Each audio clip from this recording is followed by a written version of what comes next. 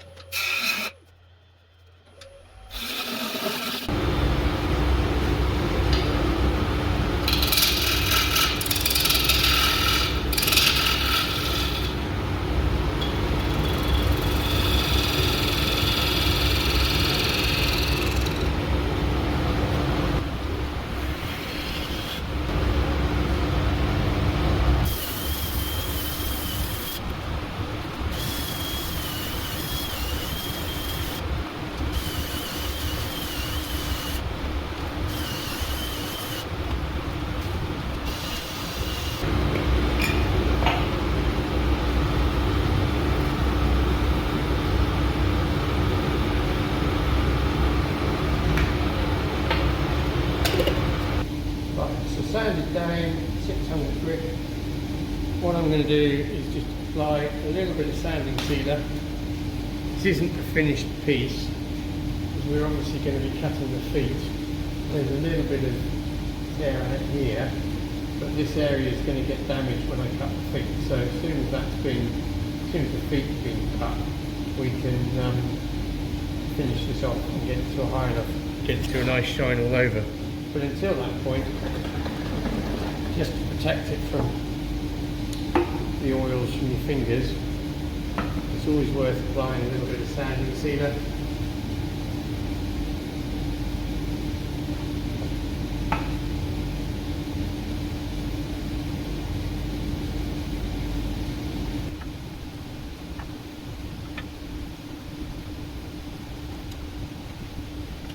Down. So it looks like it's at shape off centre, so that's because this face isn't flat, which is why we've got a flat edge on the wire, left a flat edge on the bowl here. By the time we've taken this excess wood off, it will come to a nice curve on the edge of this bowl.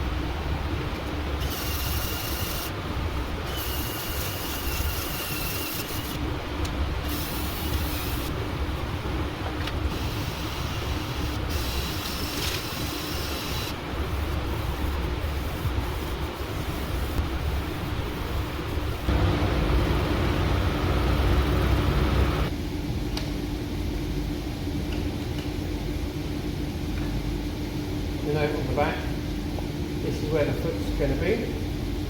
This is the tenon. We'll take the tenon off shortly, just leaving the foot. And then what we'll do, we'll cut the foot using the Dremel and finish shaping the base, so that by the time we've finished, you'll have a seamless curve running all the way across, and then just 3 feet for it to sit on.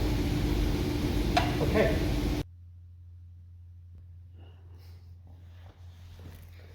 Okay, so we need to mark our feet.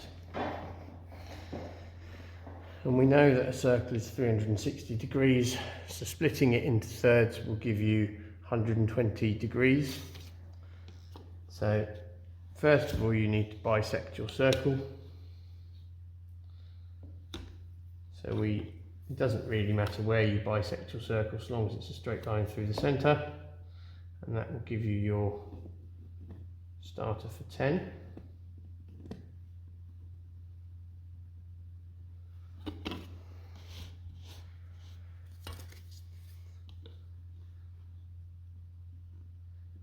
So that's your 0 line. So the first mark we want to make is at 120 degrees. So that's where our first foot is going to be.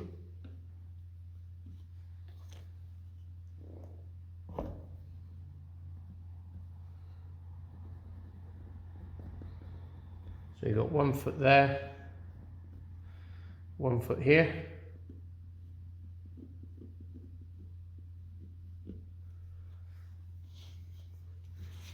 and then put that on there. If you go round 120,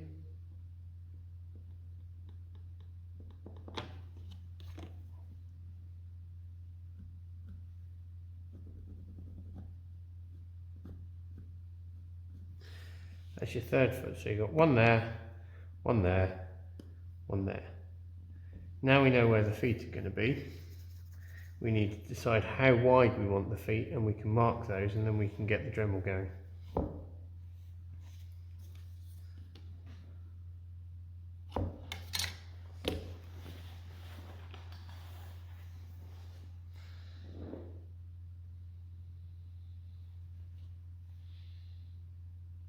So I think I want my feet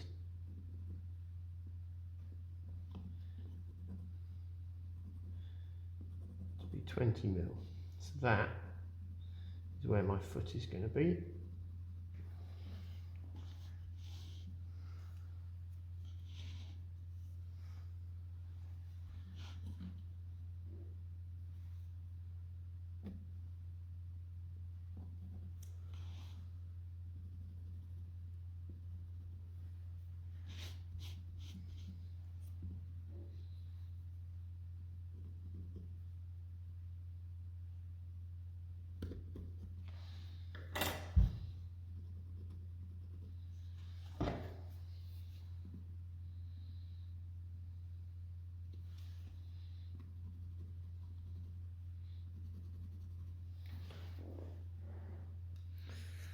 And that's ready to go.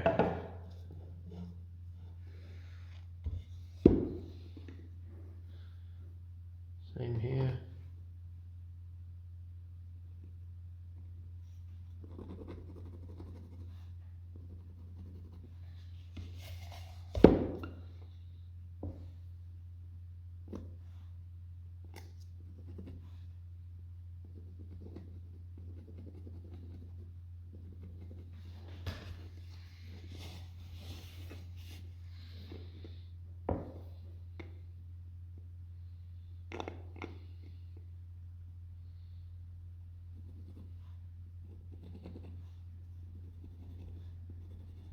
Right. So there's a whole range of different types of burrs you can use. I'm going to start with this one. Where are we? There we go. I'm going to start with this one, which is a burr from Dremel. They also do a, there we are, round nibbed one. This is a set of burrs that we've got off the internet, and then These are an American burr called cut tool. So might give those a go. They're not as, they're a bit finer. And I've got a bore one and a cylinder one, and then this one is a, where are we?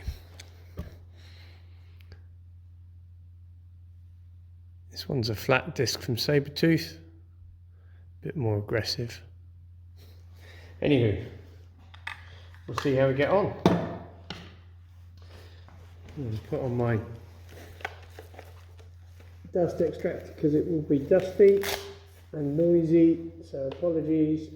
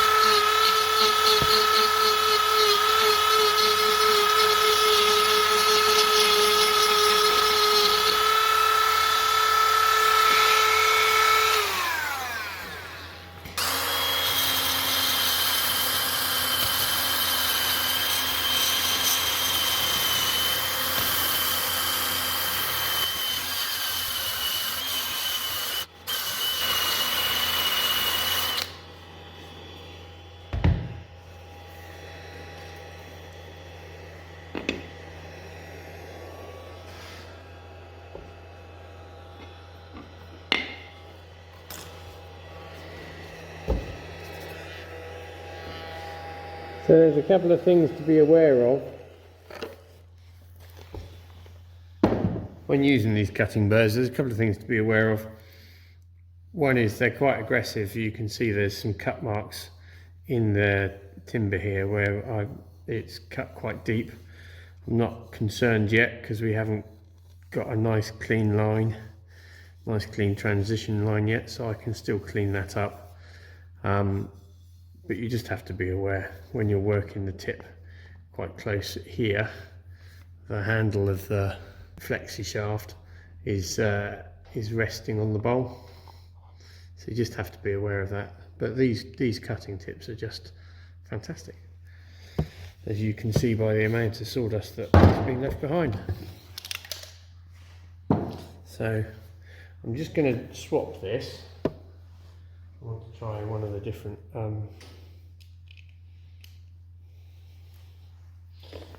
burrs, but I mean they're not hot, they don't heat up too much. So I'm just going to swap this over for the Cutzel burr.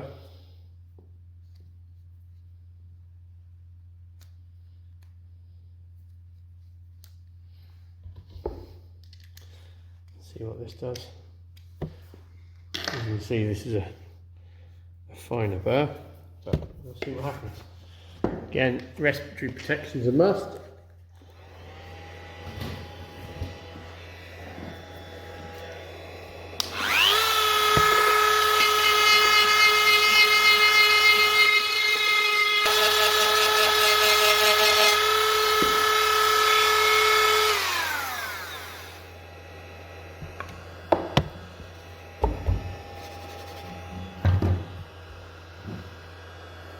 It's quite an aggressive cutter, that.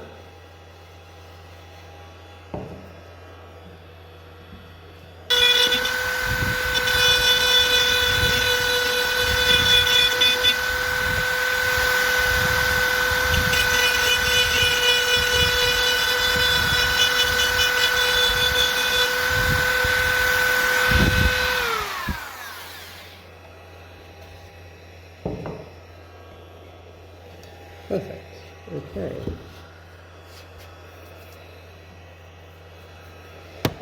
Right. So now we just need to shape the feet.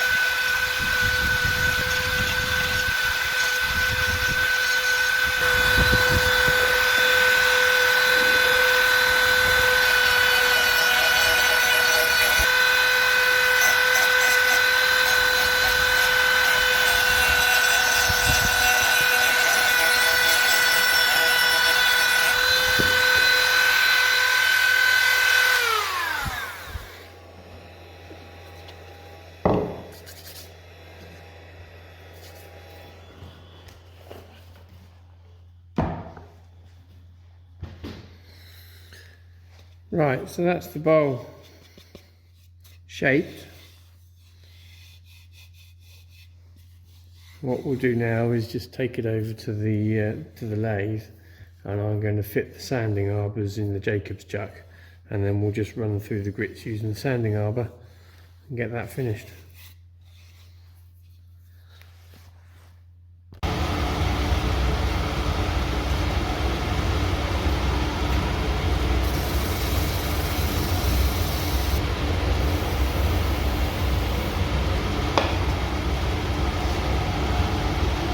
As you saw in the video, the large bowl broke.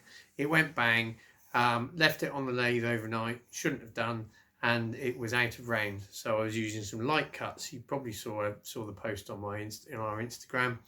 Light cuts, trying to knock it back into shape, and the bowl just gave out. There were no. I inspected the bowl afterwards. There were no catches. It just gave out. I think it's because I'd put an undercut in the top of the bowl, which made one area thinner than the others. So no large bowl to show, but there are two bowls that did make it.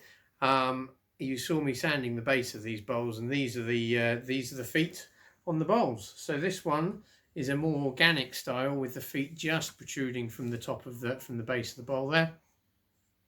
And this one is more of a cauldron style, where you have the 3 cauldron feet. And they come out a lot more, but it's each to your own. But hopefully the video has given you some insight as to how I generate these feet. Don't forget to like, share and subscribe. It's free to do, and it helps promote our channel. So see you on the next one. Cheers.